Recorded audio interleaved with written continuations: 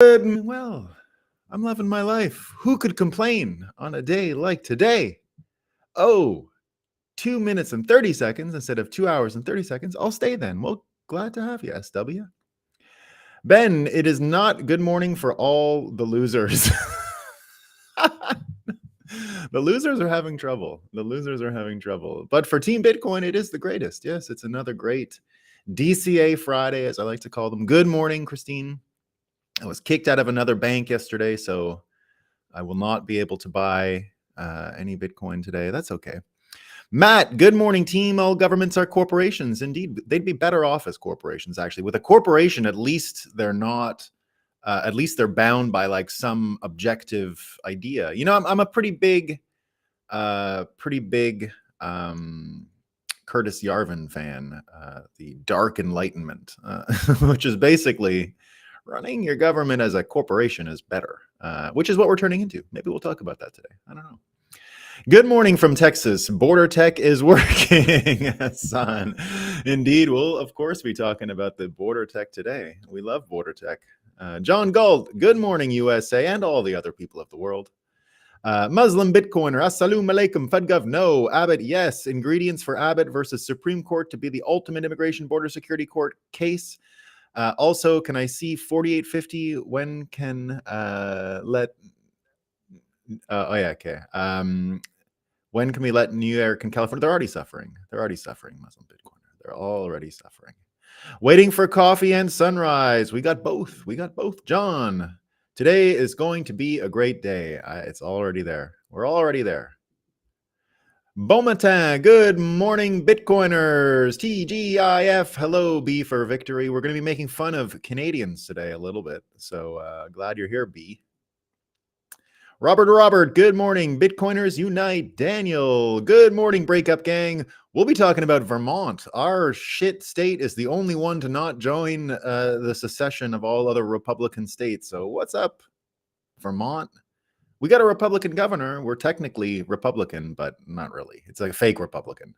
But he's not. He's a cool guy, though, actually. I understand he's not doing it. I'm not going to mind read him for a second, but I bet our governor in Vermont is just worried about blowback. It's just personal.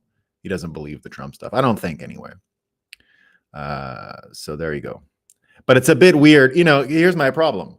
Vermont and Texas are like cousins in the United States.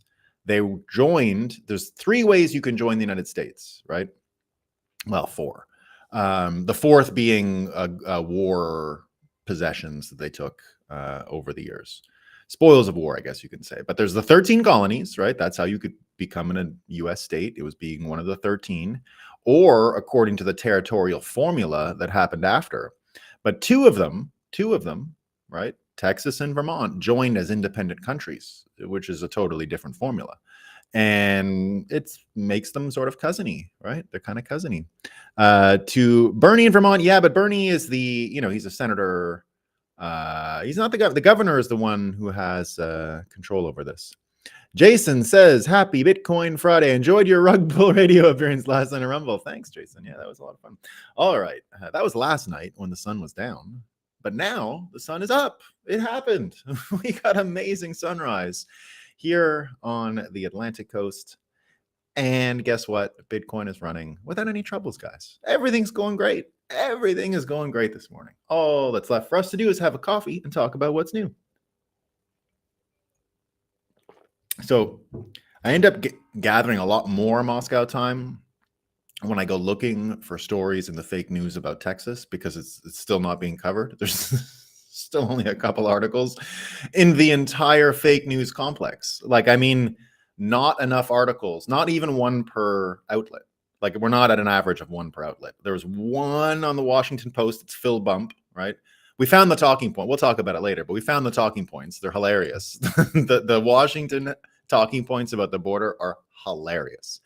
We'll talk about them. But first, we got to talk about other funny things.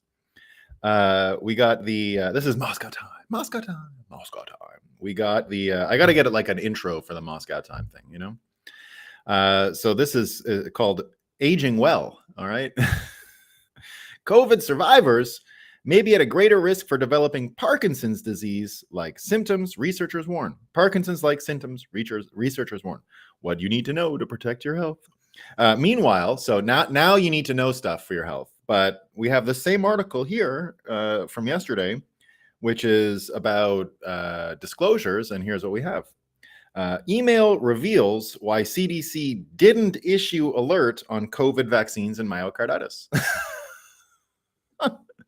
Don't worry, they have an excuse, guys. It's okay. They have an excuse. It's fine. Don't worry about it. Right?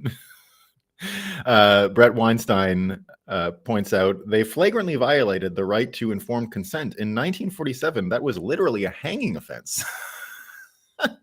Here's why we lied to you about your heart myocarditis, guys. It was for your own good. It was for your own good.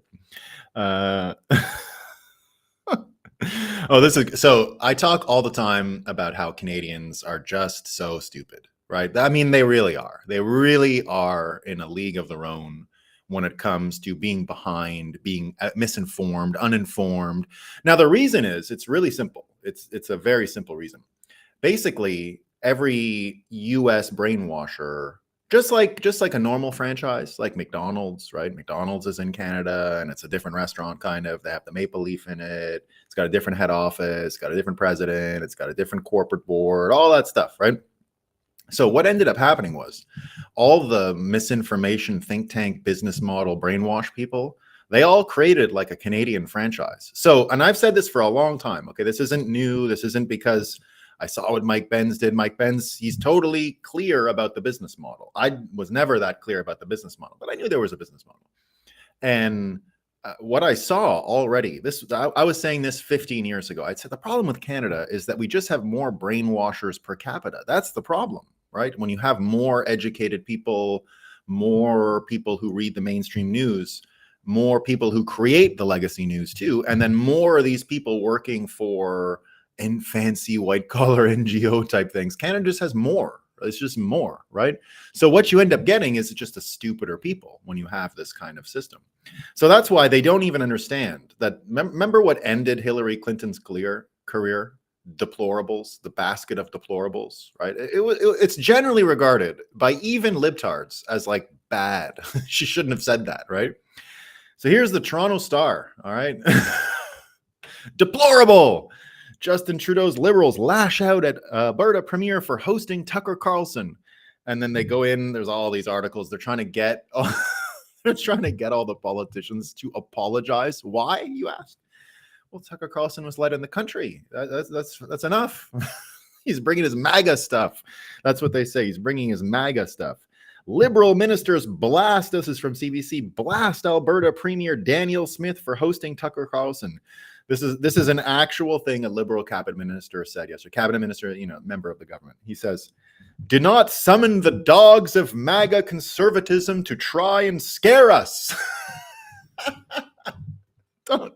Don't summon the dogs to scare us. I think they're already scared. You know what I mean?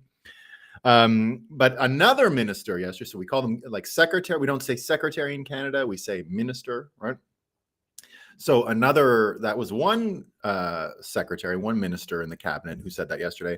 Another one, unfortunately for him, had to resign yesterday.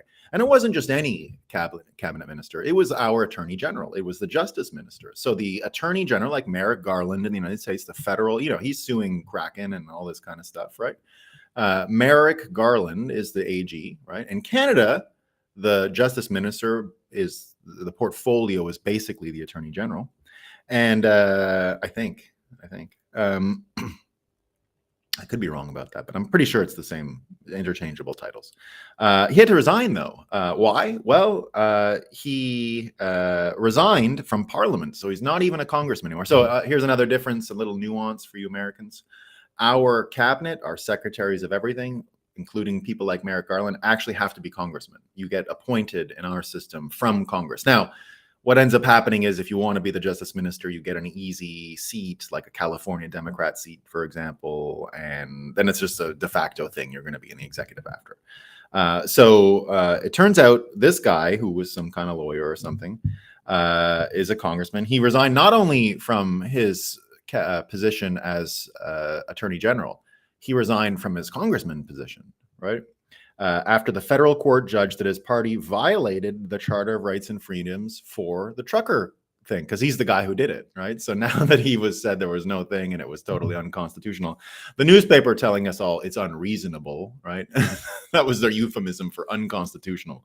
It's unreasonable, like as if he was just like, you know, frustrated at the end of a day.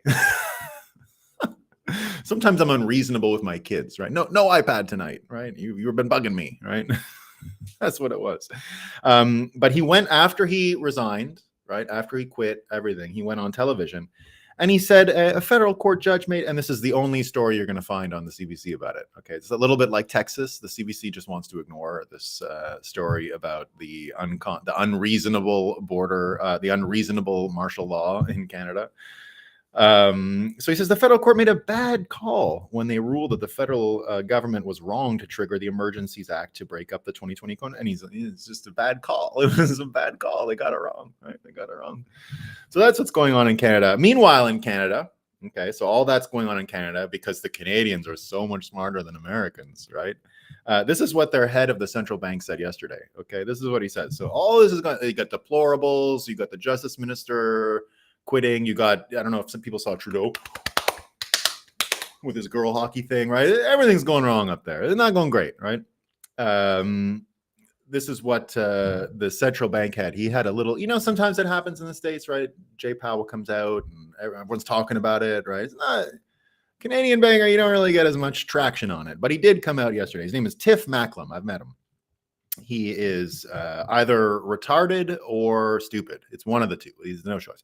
I reached out to him a million. He used to be the chancellor of a university in Canada, and I mean, I'm telling you, I was like spamming him in 2015, 2016 about Bitcoin because he was like a former central banker that I knew, and I thought it would help, right? So he ignores me for 2 years, and then goes the minute Don Tapscott gets into blockchain. Don gets a whole big thing, right? And I'm like, okay, Tiff. And then he gets to be afterwards this, I don't know, what did they call it? The head of the bank, the president of the Canadian Central Bank, or governor. Yeah, pardon me, it's the governor. So here's what he says, right? So, you know, Canadians are stressed, right? They cost of living crisis, all that stuff going on. So CBC News gives a bit of context. Unusual for them. They say Canadian households clobbered by rising interest rates are desperate for word from the Bank of Canada on when those rates might start to fall. Oh, by the way, you guys got to know a bit more context, okay? In Canada, because we have a bank cartel that's more explicit than the US cartel, like you still have the semblance of competition because there's regional banks and it's a state charter thing. In Canada, it's not, it's a federal thing. So here's how they have Canadians in a nutcracker. Your rates are mostly variable, right? Your mortgage rates are mostly variable in Canada. You can lock in for like 5 years at a higher rate than it was, but you can't do like, you know, there's no 30-year mortgages are illegal. You can't do any of that stuff. And if you try to pay early, you have to pay a penalty. Right? So they can just raise your interest rates because the interest rate went up. And then they can penalize you if you try to pay early. I'm not kidding. I'm serious. That is actually how it works in Canada. So you could wonder why, you know, and you can't fix your costs is what it comes down to, because if your mortgage is variable, like shit, the interest rates go up and suddenly your monthly is up. So Canadians are more stressed about interest rates than Americans for this reason, because it affects people who there is no lock-in, right? You're just stuck. All this is going on, and the central bank governor came out yesterday, and they were asking, you know, when about the rates? You know, of course, it's his job. He doesn't have to give a straight answer, right? But here's what he says. He doesn't want to give them a false sense of precision. He doesn't want to give a false sense of precision. So he got the central banker up there saying, I don't want to give you any precise information. But they're letting us know on CBC that although a number of Liberal MPs are saying they still have confidence in Justin Trudeau, sorry, I read that wrong. So yesterday, another person actually did say that the country doesn't have confidence in Trudeau. CBC News is running this story today. This is right after the thing about no precision in the central banks. He says, a number of Liberal MPs are saying they still have confidence in Justin Trudeau after one of their caucus colleagues publicly questioned whether he should lead the party into the next election. Right? So don't worry about it. Everyone's still confident in him. By the way, what's going on with Biden, for those of you who don't have any context with the parliamentary system, it really reminds me of a vote of no confidence. It really does. Now, what happens is, just as I explained, those ministers in Canada and our cabinet sits as congressmen, but they don't have to sit there every day as congressmen. They're just congressmen, and then the front row goes to them, and then everyone else, backbenchers, they're called.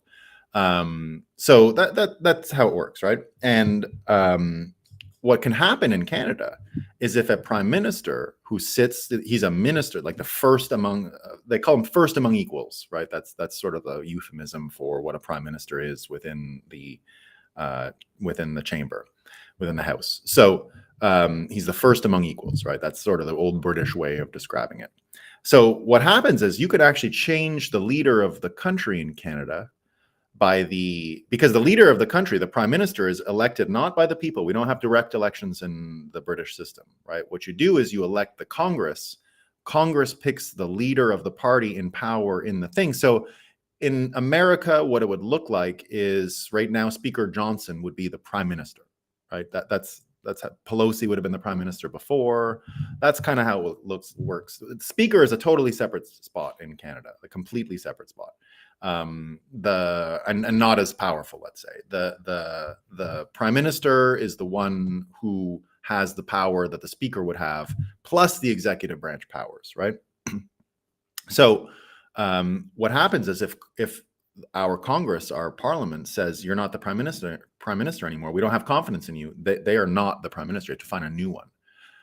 So you don't have to go to the people to have an election. The elections are mandated every 5 years, but to change the parliament, but not the leader. The leader can change 100 times in that 5 years, and there's nothing, you can't do anything about it, which is fine. I'm not. This is not to qualify a system. I just wanted to give you the context, because you don't actually have that mechanism in the United States. What I see with the border thing is a type of vote of no confidence. It's a type of the states saying, well, you're not even doing your job. We're going to do it for you. And this will have ramifications going forward. We'll get into that. We got more fake news, though, before we get to there. Oh, this is a new technique. Okay, this is from Libs of TikTok. Haya is how I would say it, right? Haya. I know people are out there saying Chaya, but it's Haya, right? I think, anyway. So Haya, she was I did the same thing once. Okay, so during George Floyd, so I used to do fake news all the time. I would go on CNN and CNBC and all of the fake channels, right? When I lived in New York City, that was why I lived in New York City, to go on the fake news. And it started, like, it was cool at first, right? You do a bit of fake news and it's cool. You're at the back of a studio, and I was good at it. I could say pranky stuff and have fun, and it was all great, right? I had a great time doing it. You got the limo back then, right? A limo would come, like a black car, like a Yukon, would come and pick you up, and I drive all around New York City with it. It was a lot of fun, right? And I could drive friends around, and I'd pick friends up in the black car and drive around New York City. We have a great time. But during COVID and the George Floyd thing, they called me to do an interview, like in studio, about George Floyd, and I said, "What the fuck are they talking about? Like, why would they ask me?" Because if you remember, in that June period, it was, why isn't crypto doing more for George Floyd? Right? Remember all that? And of course, they were going after the crypto bros and the Bitcoin bros and all this stuff, right? And I was like, this is a trap. This isn't going to go well for me, right? So I refused, and I've never gone back on fake news since. I left New York. It's not the same deal. There's no more black car. There's literally nothing left to go on these shit stations, right? So you never want to do it. So that was my reason. I just said, like, go on television. Like, what a dumb thing, right? Who watches that? Like, what? It doesn't do anything for me, right? There's no bump from it. Right? It's just garbage. So that was my way of handling it. Like, just, I'm not gonna do it. And I had Isaiah Jackson, who wrote Bitcoin and Black America. I said, why don't you ask this guy? Like, it's probably better. You can't pull this scam trick of asking a white guy, why didn't you stop beating black people, right? Like, I wasn't going to do that. So Total trap. Don't, that was my approach. Not bad, right? Not bad for 2020. But Haya has figured it out. Okay. This is what she did. So first I'll read the note. This comes from the NPC News, right? It says, "Hi, Haya. I write about technology and social." Like, I love this is from NBC News, and they're trying to do it like, "Hi, Haya, hi, let's talk." Right? I just want to talk to you about stuff, Haya. Right? So they ask her about stuff. I'm seeking comment for an article I'm writing about airlines and DEI, right? So this is, I'm doing my best impression of an NPC journalist, right? I write technology and social media for NPC, and I'm seeking comment for you and your article I'm writing about airlines and DEI, right? I saw your post this month blaming DEI. I saw them, right? So here's what she does. And you got to know this, right? His name is David something something. And like, he's like me, he's a white guy, right? So he works for NPC News and he wants comment from Haya on DEI. So what does she do? This is much cleverer than what I did, right? I just said, stupid. I'm not falling for it, right? What does she do? She goes, Dave from NPC reached out for comment about a DEI piece he's writing. So she says, Dave is so white, he's probably a privileged oppressor. I told him I will only talk to Black, Latinx, and LGBTQT something reporters. That's pretty good. Now, CNN wrote this headline today, and they're wondering, news industry off to brutal 2024 start as mass layoffs devastate publishers, raising questions about the future of journalism. Don't you love it? Don't you love it? Don't you love to hear it? And this one's good. So this is from one of these newspapers, because everyone's been crying the past few days, right? I don't know more. Who's going to do the hard-hitting journalism? Oh, my God. Trump's going to get away with everything. No one's going to ask the tough questions. Nobody. What about the tough questions? Remember what's her name? Taylor Lorenz, right? What are we going to do without journalism? We're out there doing all the hard work. What are people going to do? I don't know, right? And she's got her stupid little mic. So here we have it. Some people survived the purge of the journalists, right? We've got the example, and we've got Raheem Kassem saying, Ree! The journalists are losing their jobs. Who will do the hard-hitting reporting? Ree! And then he goes, the hard-hitting reporting, and he has this one. Of course, Donald Trump shared a botched AI photo of himself. Boom! Hard-hitting reporting! Raheem, you're good. Now,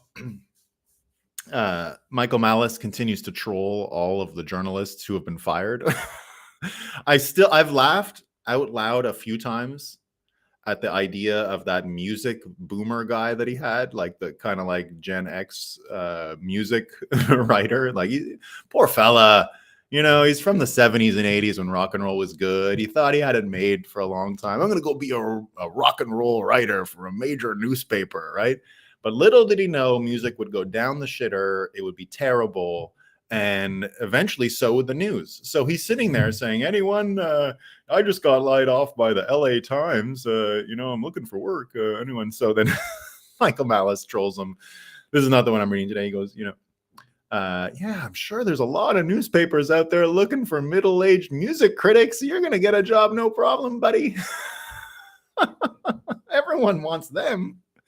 But he's got another one here, right? This is Ryan Fonseca. So Ryan had some bad luck, right? He had some bad luck.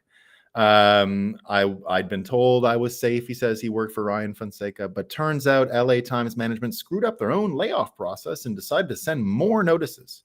Got a call from HR last night that I'm being let go. A lot of emotions swirling, but one I'm holding on now is pride, he says, right? I'm proud of my work and I'm proud of my colleagues. I know that the LA Times Guild is fighting like hell to save the jobs and can help our roughly 100 affected members. I'm in good company, right? Michael Malice says, not surprised the literal demon remains infused with pride. And then what's great about Malice is that he's going after all of these people for their bios. Update your bios. You don't work for the LA Times anymore. Time to update your bio. So Michael Malice is really doing great, right? Michael Malice is really doing great. So, as I said, I went out and looked for more Moscow time headlines just to see if there's something funny about Texas that the fake news said. And of course, they have to ignore it, right? But I did see what their plan is, because the clown Jean-Pierre, a Korean with the clown hair, she was on TV yesterday, and they were asking her, right, "What do you think?" And she goes, "Here's the talking point, by the way. This is the best they can come up with on 24 hours notice. This is it. This is the best they can come up with. It is, they're politicizing the border." So you see that all the time, right? They're politicizing the border. They're going to go with that. I think they're going to, that's what is being disseminated. They're going with that to the extent that they can.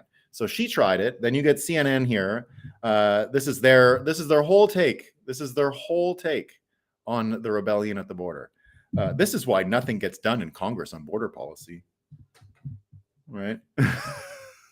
And then there's more. So nothing gets done because it's too political. The Washington Post says the GOP sure looks like it wants to punt on border crisis to help Trump. Now it's to help Trump, right? Like tension at the border is to help Trump. Okay, that's what it's for. It's just to help Trump. Here's what Phil Bump says, right? He's the only one who wrote anything about it today. So Phil Bump's on it, guys. Phil Bump, right? Remember, you got to know the people. You got to know who's involved. That's what makes it make sense, right? So Phil Bump writes, Texas's efforts to block incoming immigrants and score political points against President Biden continue to escalate tensions with the federal government. Oh, Phil, what a nice guy. You're worried about the tensions. I know you are. I know it. So they had more time to talk about Trump, and hear what Trump did against Nikki Haley. He said that anyone who continues to donate to her now is barred forever from donating, which is a very good idea. It's very smart. I really like it, right? You can't just be a slime creature and then expect for him to take your money, because I don't think he's going to need it, right? So, but now, of course, because he slammed Nikki Haley in the dress and the money, right? Of course, you got the misogyny articles, right? But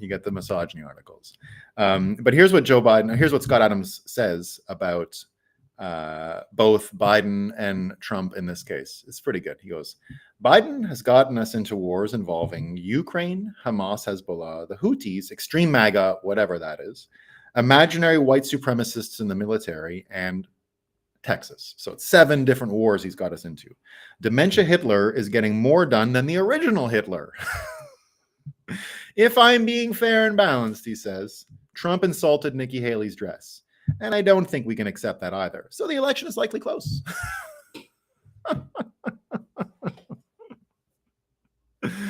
Too good. So the soldiers on the border thing is pretty interesting, right? You tell me if this makes sense. So here's how I picture everything going. They're going to have to keep ignoring it from the federal government side. They cannot pay attention to what's going on there. They can't give it any attention or credibility or anything, because they can't admit what's going on. You've got an open rebellion of most Republican states now saying that we don't recognize this authority. We're recognizing the authority that the Texas government gave to these people. So what's actually happening down on the border? Now, you tell me if you think this sounds correct. Okay. This comes from graduated Dr. Ben Braddock. And he says, I just spoke with a U.S. Army officer stationed on the border. Okay. And he says the following 3 points. He goes, his orders. So this is a U.S. federal Army officer stationed at the border. His orders to patrol this month haven't been renewed due to the Secretary of Defense going AWOL and rippling down the command. So if you remember that story, there was a guy who got a medical procedure and didn't tell anyone, and it fucked up the chain of command in the U.S. military, right? So he says he has no orders to patrol. So he never even got any indication from the federal government what to do at the border, just like go camping. That's point one. So what he's saying is this is what officers are discussing at the border. This is a U.S. officer at the border and what's going on, right? Second, Texas military has displayed the pinnacle of professionalism and integrity, impressing U.S. military service members. Third point, U.S. military service members are openly discussing defecting to the Texas side should a major break open between the Texas and U.S. governments. Now, I predict there will be no break between the Texas and U.S. governments, right? There's not going to be an actual hot war at the border. That's not happening, right? Biden is too weak There's other scammy things they can do with California, with Arizona, with New Mexico. There's other scammy places they can go and deal with this stuff. So Texas can seal its own border, but then you're going to have these other issues there. Now, what I want to know from you guys is, does this sound like it makes sense? I can imagine this conversation. I can imagine this conversation. Now, we're at an interesting time as well, because it's only been 24 hours since this sort of stuff, well, almost 48 now since it started. But as I said earlier, you saw the talking points starting to come from the libtard side, right? So you saw the talking points coming from Karine Jean-Pierre saying it's politicizing the border. You saw Bump try. You saw CNN try. A few of them have tried to say, oh, it's for Trump. It's politicization, right? Now, that, whether or not it's true, it doesn't matter.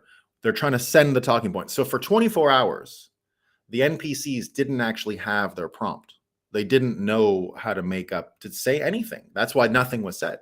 The prompt hadn't been uploaded into the system yet, and they literally had nothing to say. They were the blank canvas you expect NPCs to be, without the prompt they required, which was, this is for Trump, this is for politicizing the border, this is just politics, this is just politics, right? So that's kind of come. But for 24 hours, you had the US servicemen without any talking points in their head.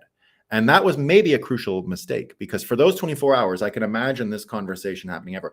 I can imagine the people who didn't agree, the ones who are deeply programmed NPCs, the ones who have been abused by anti-Trump, crazy information and all that, and who hallucinate the world that they believe they're in, with white supremacists running for president of the United States.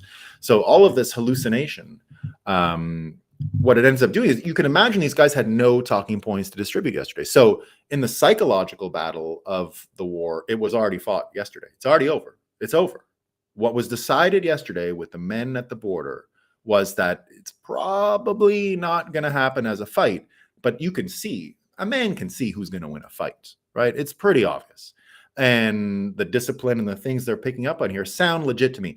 What it sounds like is most people were talking about this kind of conversation. Maybe a few were just quiet because, as I said, the talking points hadn't been downloaded yet. But just think that what other contexts are going on with the US military right now, right? So you have at the border and this whole thing, but did you know that in all the things that have happened in the past few days, right, that the US Navy actually lost a naval battle? Have you heard?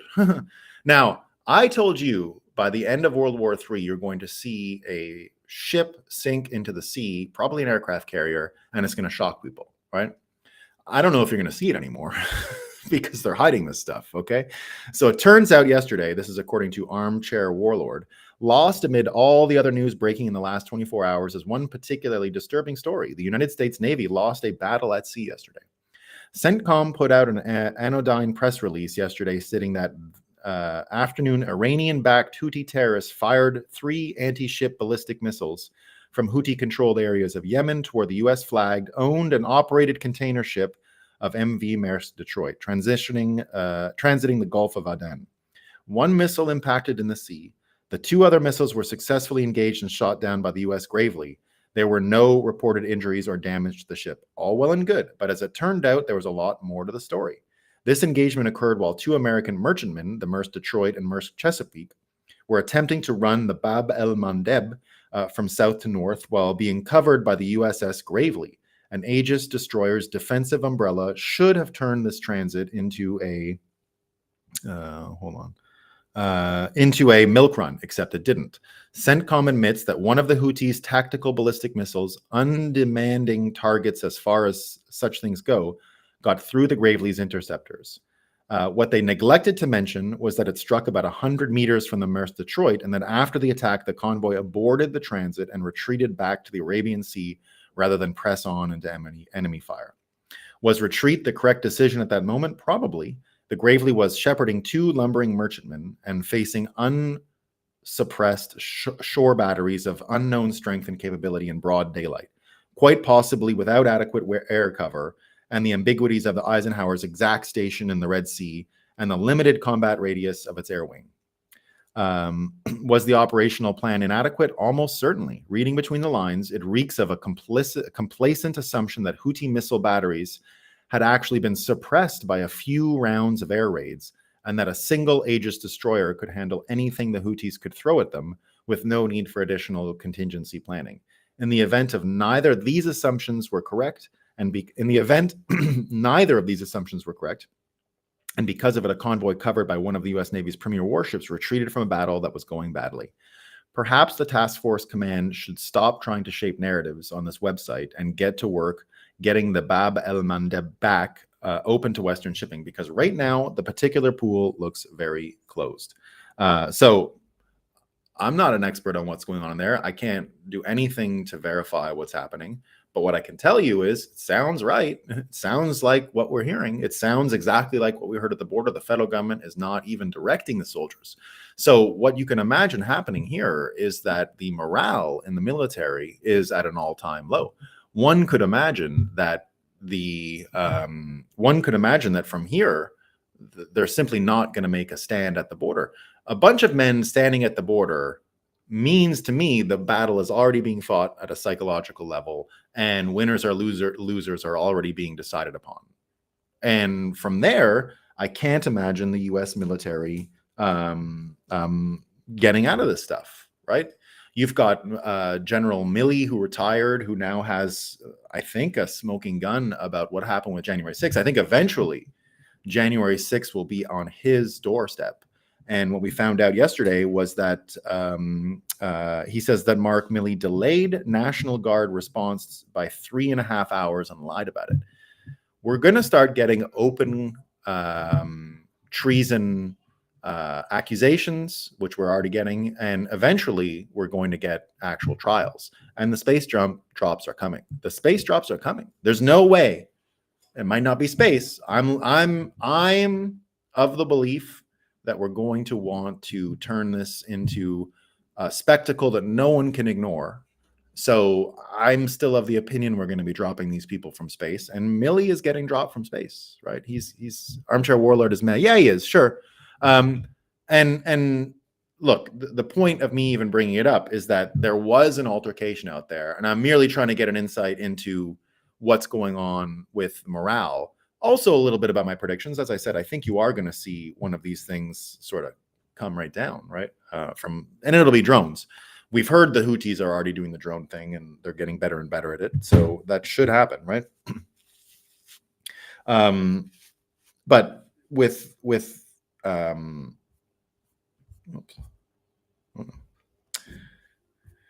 But with that going on with him there, you're starting to see this situation where it's not just confidence in the federal army.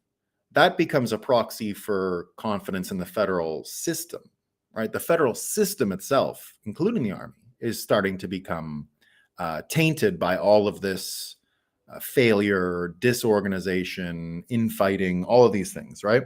And, it's not just the Milley case. It's not just it's the inability for, look at the insurance thing in the United States right now, right? Insurance falling apart, right? I saw yesterday that and insurance companies might in the end have a lot to do with Bitcoin, because here's what you got to see. You take the new argument that there's all these billion-dollar disasters in America because of the environment, right? But if you adjust for inflation, there's fewer billion-dollar disasters in America, right? So again, psychologically, if the insurance companies use Bitcoin as their metric for economic growth in order to insure it correctly without having to factor in inflation, you're already getting into a different world, right? You're already getting into a totally different system to judge and do cost benefit analysis and understand what's going on. So that might be enough, actually, just the insurance companies alone. But I'm talking about something a little more subtle here, which is confidence in the systems that we've designed until now. And the lack of that confidence metastasizes into just a second.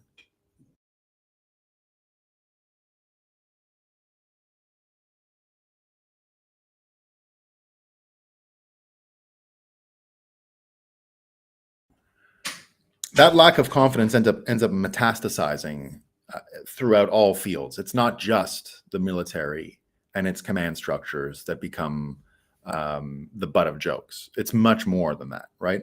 And you can see it, for example, with New York City right now. You know, this ACLU thing, right? So here's what has happened in New York City since George Floyd, right? The ACLU's recent statement with the NYPD requires that when a protest temporarily blocks vehicular or pedestrian traffic or otherwise obstructs public streets or sidewalks, the NYPD shall, whenever possible, accommodate the demonstration. For those unfamiliar, the ACLU sued NYPD after the George Floyd protests in 2020, alleging excessive use of force. This is one of the conditions of the settlement. Anyway, this basically means why this is basically why your roads, bridges, airports keep getting blocked, New Yorkers, right? This is why it keeps happening. Who voted for this? Who voted for the ACLU to create the protest parameters for New York City? Nobody. It was through some insurance litigation, blah, blah, blah. But it was, of course, a scam, right? Of course, it didn't make any sense. But put that with the military, put that with the other institutions that people are just ignoring, not following. We're becoming scofflaws with everything.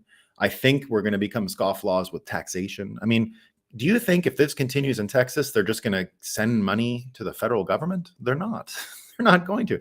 And the state government of Texas doesn't need federal money. That's about all they can threaten them with, is to impose these financial penalties on a small state. But Texas is the richest state. What are they going to do, right? And then now people are saying, oh, here's the new also thing on Texas, right? It's, oh, the federal government is going to nationalize the state guard in Texas, the National Guard run by the state government in Texas. They're going to be nationalized by the federal government. Yeah, but the governor has to sign off on that. So he's not going to do that. He's not going to do that, right? So Texas is going to be totally, totally fine. And the repercussions of Texas, of the rebellion, what isn't even being spoken about amongst NPCs right now, because they can't look past the abyss that is on the other side. On the other side is their end. It is their end on the other side of this. And here's what it will look like, right? Crypto Hayes has explained, Arthur Hayes has explained a little bit what's going on the federal side, and then I'm going to shift it into the Texas conversation, right? So here's what Arthur Hayes says. I hope some of y'all can comment and poke holes in this. We're talking about the BTFP, so that's the bank facility, the thing they created for Silicon Valley, right?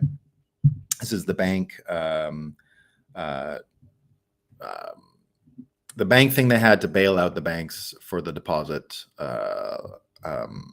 issues with Silicon Valley and Signature and all those, right? So this is the facility that was created a year ago to deal with the banks.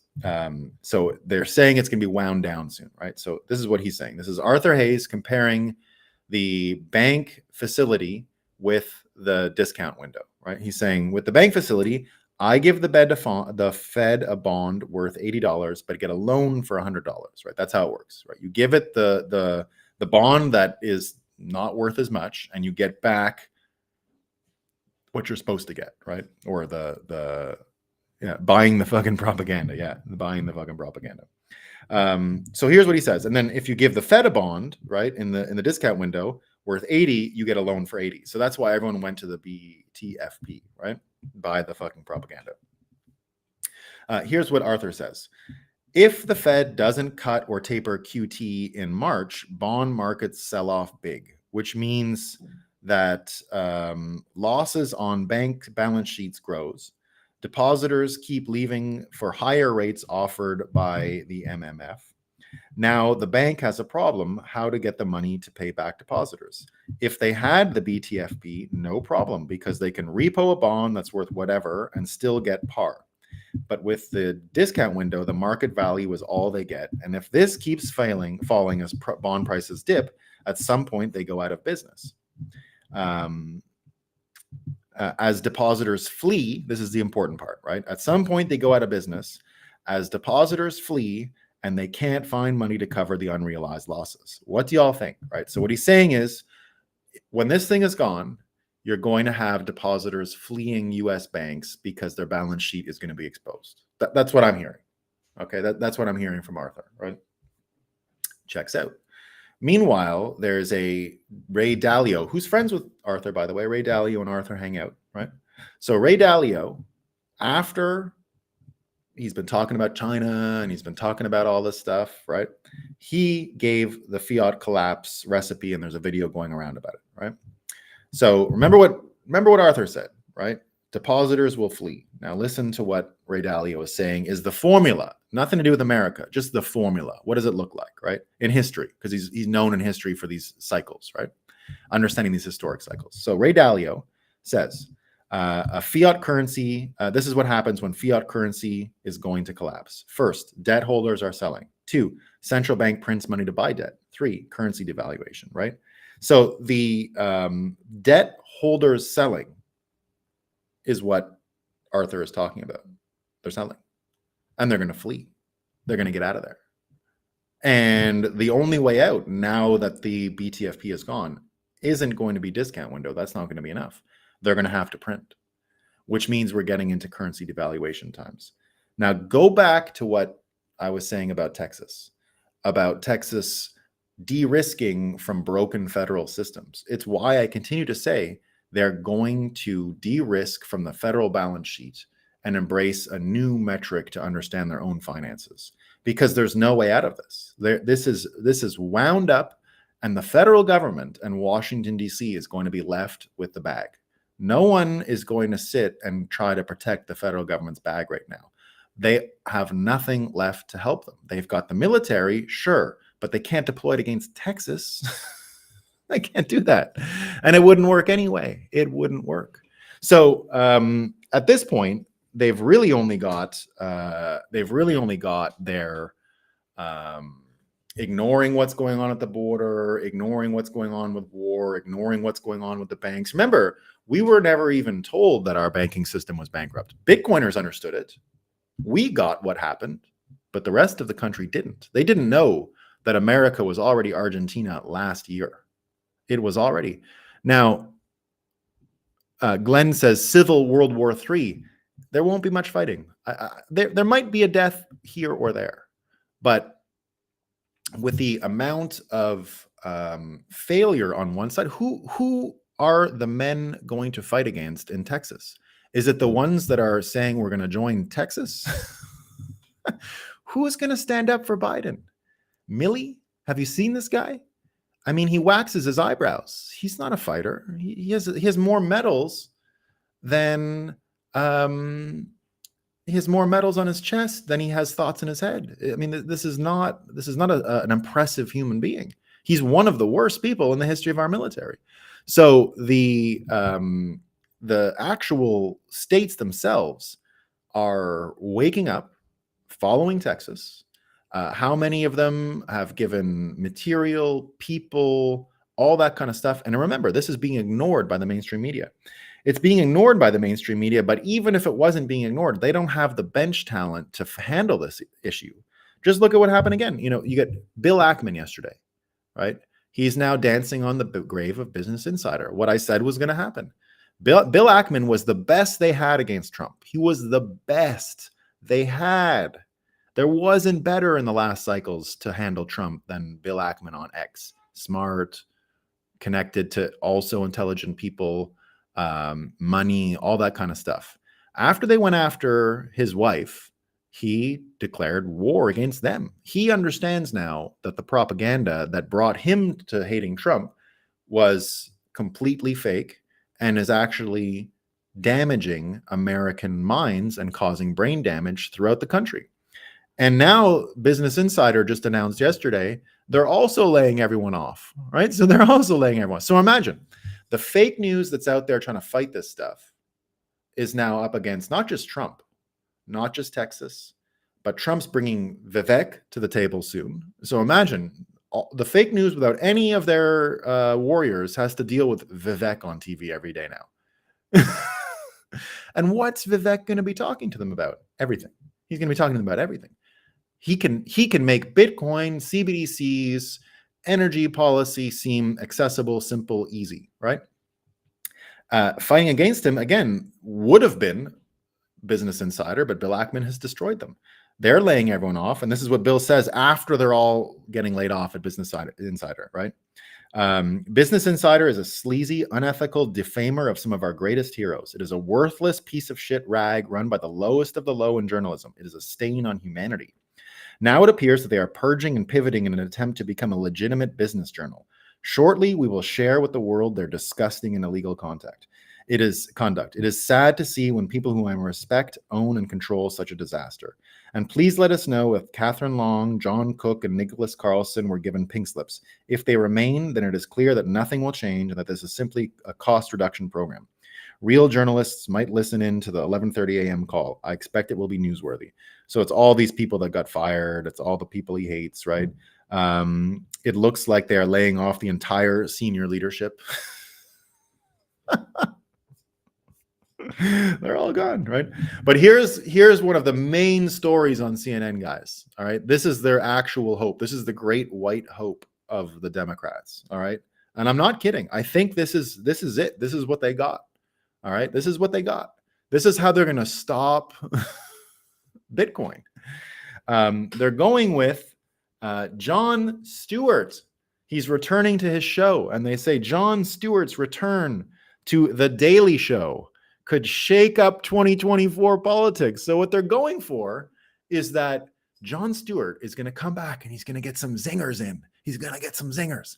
And then everyone's going to be like, did you hear what Trump said? They're going to do that old joke. Did you hear what Vivek said? Oh, what an idiot. Oh, God, what an idiot. Did you hear what that cripple governor of Texas did? Oh, gosh. Oh, my gosh. He minted his own coin. He minted a energy-backed Bitcoin coin. What? Oh, hey, nerds. What are we going to do with the nerds now? I mean, that's what they're going to come up with. That's the best they have. It's him. It's Jon Stewart doing his stupid, what did they say? Oh my God. That for an hour every night. And no one's going to watch. They literally believe the whole article. It's a whole article written by Oliver Darcy, who I've met and is also retarded. I watched a house burn down with him once. Or no, it was the other one. Is Oliver Darcy the stupid fact checker on CNN from Canada? I don't remember anymore. So here's what they say, right? Here's what they say, right? So he hosted an iconic program, right? And he did all this stuff and he helmed The Daily Show and it was so funny. But now misinformation, conspiracies, and outright lies saturate the 2024 public discourse in a way that stands in stark contrast to the pre-Trump era in which Stewart previously operated, right? Trump and his stable of MAGA political allies have at their disposal a powerful media machine that pumps propaganda into the national conversation and sends it viral on a daily basis, right?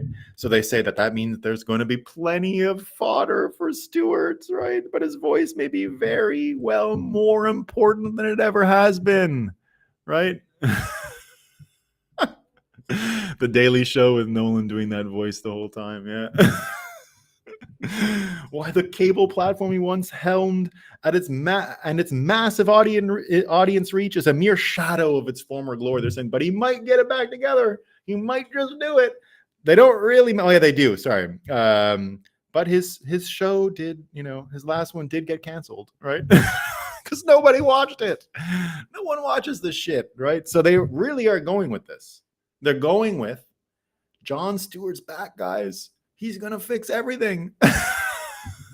He's going to make jokes. They're going to be so funny. So there you go. There you go. There you go. Jon Stewart, the hero, he's going to come back and save them all. Conan's pretty good. I feel like Conan didn't get involved in the cheap shots against MAGA, which that's all I wanted.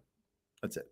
Like, you can make fun of Trump is funny. Yeah. If you can't, Trump can laugh at himself. If you can't laugh at Trump, you're not playing the game, right? Trump is what I see someone, this character of Trump, that he's big egomaniac and all that. I don't see it. I see someone who puts on a show, has a character that looks tough and is the boss.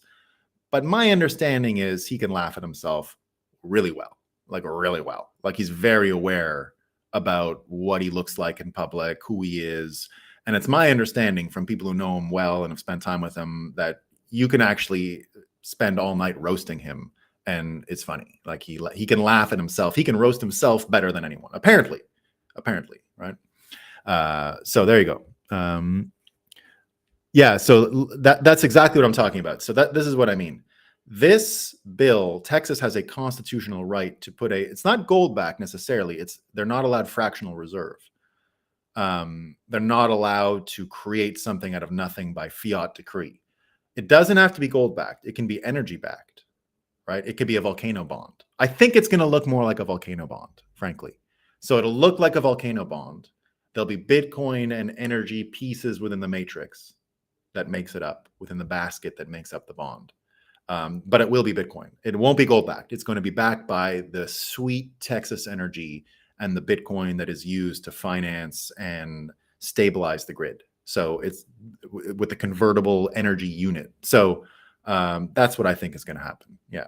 This little project, and the reason why I think it's going to happen, here's what we know.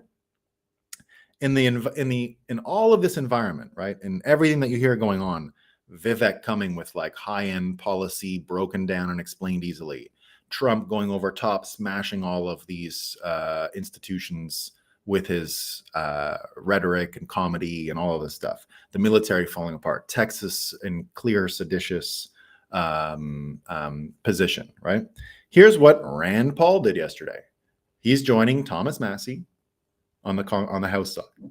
Thomas Massie on the House side, Rand Paul on the Senate side. The American people have a right to see behind the veil of secrecy at the Fed. I will continue to do what I can to lift that veil. I urge my fellow senators to join me. Rand Paul, it's time to audit the Fed. It's going to happen. We're going to audit it this election cycle, and it ain't going to make it. It's not going to pass the audit, guys. It's not going to pass the audit. And you go back to the iconic Bitcoin sign guy, and remember, the thing was so perfectly timed because it was right when Janet Yellen was doing her face, and the Chiron said, Yellen opposed to auditing the Fed. So we've been talking about auditing the Fed. We've been photobombing and pranking the Fed audit people for years now. And this time, we're going to get our way. In 2024, we're going to audit the Fed. And you're going to have Vivek Ramaswamy smashing the fake news in the face, talking about how to audit the Fed. That's what we're going to get in 2024. And when the audit is done, Texas is going to de-risk from that liability. Doesn't mean the United States are going to remain. The United States are older than the Federal Reserve. Doesn't matter. The U.S. corporation in Washington, D.C. is going to be the bag holder after the Fed audit, and it's going to fail. And Texas is going to fix its finances by de-risking from that, and they're going to use energy as their primary vehicle. So here we go. Here we go, guys. We got double audit the Fed stuff going on. We got the military falling apart. We got the news falling apart. The whole fiat machine is broken, guys. It ain't coming back. It ain't coming back. It'll be Joe Biden who has to put it together. Did you hear his speeches yesterday? All of them are fake, by the way. The backgrounds are fake. Everything is AI. I don't know if you've seen these things where he's going around. But the language is not. It's unbelievable. Like, oh, America, right? That guy against Trump. Again, and remember, the best part of it is that they keep writing articles about Trump's health.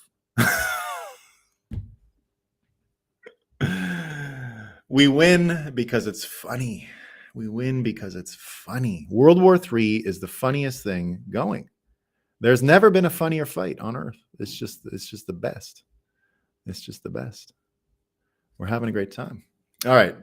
Let me get the Rumble quotes. See what people are saying on Rumble. We love Rumble.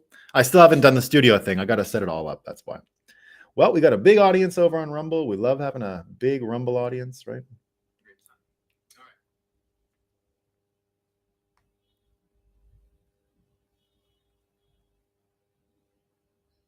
All right. I noticed that Stefan Molyneux is a Bitcoiner.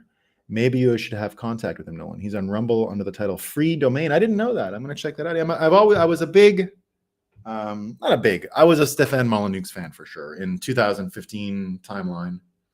And he was a Bitcoiner back then. I remembered. Um, RE Capenta asking, RE Quebec yesterday, why were they even more extreme with mandates than other provinces? Doesn't track well with being Francis, Texas. Here you go. I'll explain that. So when I say it is Texas, it's a mirror image of Texas. And by a mirror image of Texas, what I mean is it is and this is why it's a mirror image, right? So what they have in common are the energy,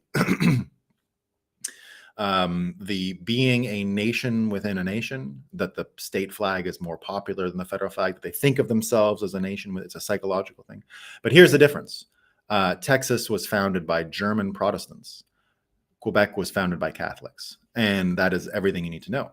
They still believe in top-down structures in Quebec. Now, what you don't know if you're from America is that Quebec actually has a competent civil service. It's a very old tradition within the Catholic Church.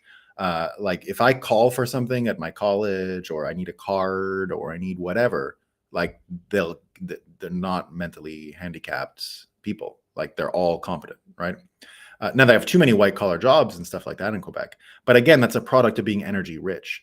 So Quebec only got rid of its Catholic Church as far as its day-to-day involvement in everyone's life. It was very, very, so you can't even really name a governor of Quebec before the 1930s, 40s, and 50s. The Duplessis era was called. I can name them, but they're not, most Quebecers even can't, because truthfully, the head of the country was the bishop, the Archbishop of Quebec. Politically, it wasn't that, they weren't engaged. That was like an English thing, right? They were given the Catholic Church to themselves. It had no influence by the colonial powers. It had no influence from England. They ran their own show.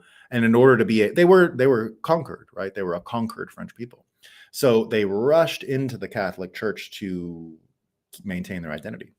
And by doing so, they set themselves up for one of these equal and opposite Newtonian reactions, right? So what they did was they rushed away from the church in the 1950s. They call it la grande noirceur, the great darkness, but it's a retarded thing. They called it that because the leader at the time, Duplessis, was actually a micro dick for real. He had a like a genetic problem. He had no penis. He was born with no penis. And so his whole life was dedicated to this job of being premier. And he did a lot of great things. He had one of the most amazing political rally like slogans. He brought all that electricity to Quebec as him. The reason why we have it is because of him, right? And he would go all around Quebec, and so voters, and we have a gender language in Quebec, right? So if you call someone something, like electors, right? You have to say it in the English gender and the French gender. So he would go, and to say electors in French, you say électeur, right?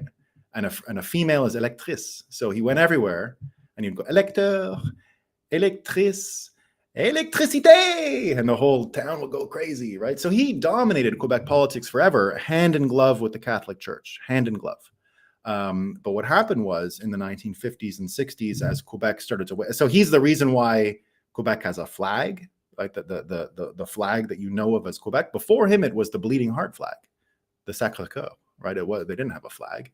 Even the idea of Quebec as a word, he invented that, because truthfully, the word Canadian meant historically French Canadian. The English people stole it. If you were English in Canada, you were just British. You were English, right? You weren't Canadian. That was not a thing. And you were also a yellow-bellied, tarred and feathered coward, because you were a British person who ran away from the war with the Americans, right? So you were not considered Canadian. Canadians were French Canadians, and that got usurped when Canada became a country, because they took the French word. And so when they became Canadians, that's what this Duplessis guy did. He said, well, I'm gonna, got to come up with a new word. So Quebecer was invented. It's a brand new word, kind of. But here's what ends up happening to the reason why it's not like Quebec. They got away from the Catholic Church, but not the mentality, not the structure, not the competency. They were very good at what they did. And that Catholic Church just became a bureaucracy.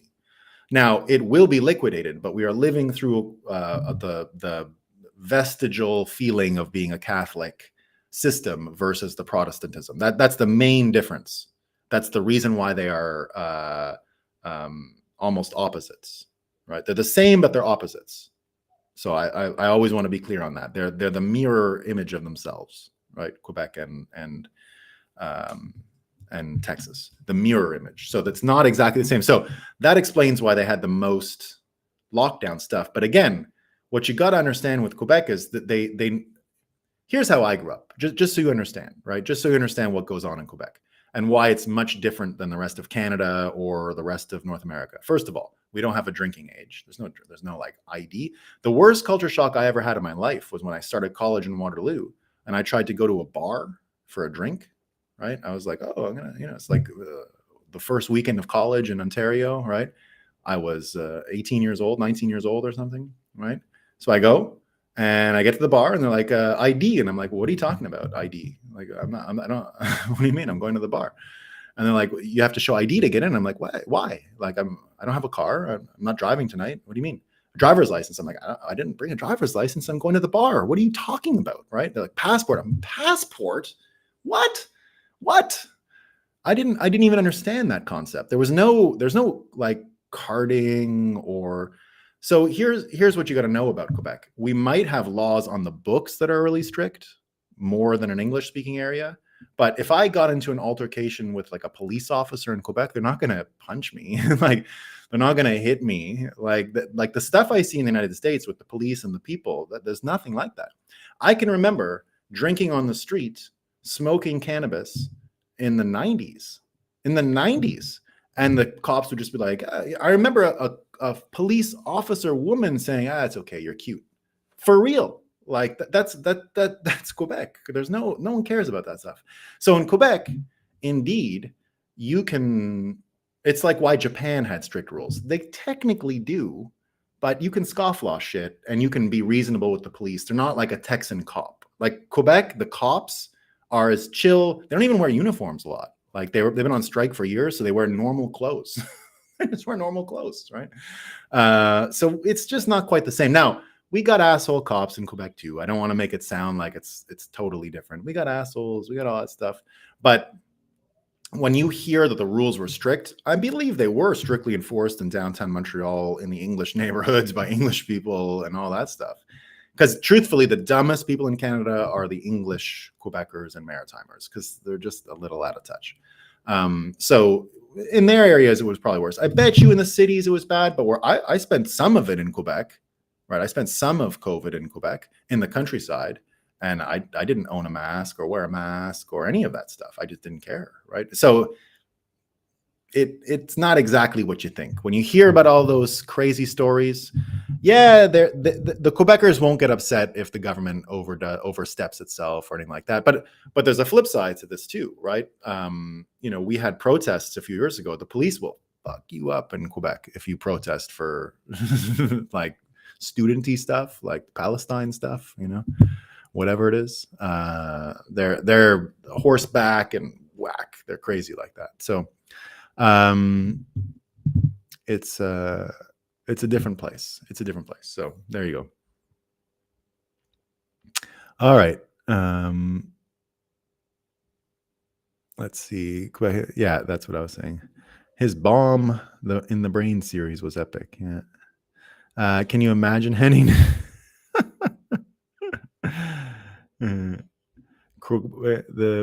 No, those were not. No. Those were federals, man. Federales. I think.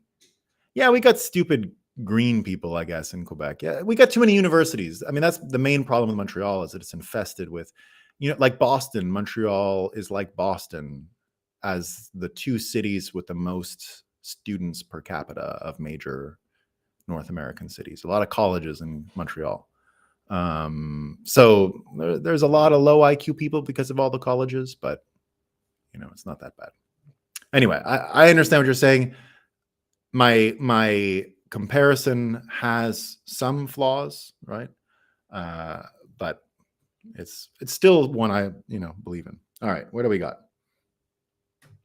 We got Smartinez. Good morning, Bitcoiners. Let's be honest, half the Republicans in Congress are fake Republicans, that's for sure. I saw you on the Rug Pull Radio. Well done, Nolan. Thanks, Lance 202. France should never have given up Canada. Nope, they should not have. Scary, but very interesting times. You should start calling Oliver Darcy Darcy Oliver. Is that what I call them? Just got here, was watching on rug pull. Therefore, I'm late. Awesome. Very Orwellian. Great day, all. No fear. Peace.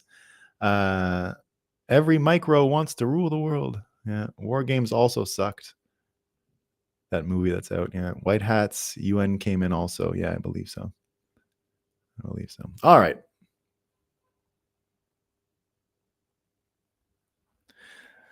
That's all I got today, guys.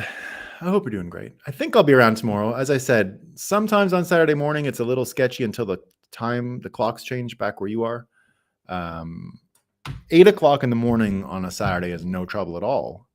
9 o'clock in the morning, because I'm an hour ahead of you for now, is a little tougher. My kids have a ballet lesson at 9. Things can go wrong, you know? All right, team. Peace. I should see you tomorrow, though.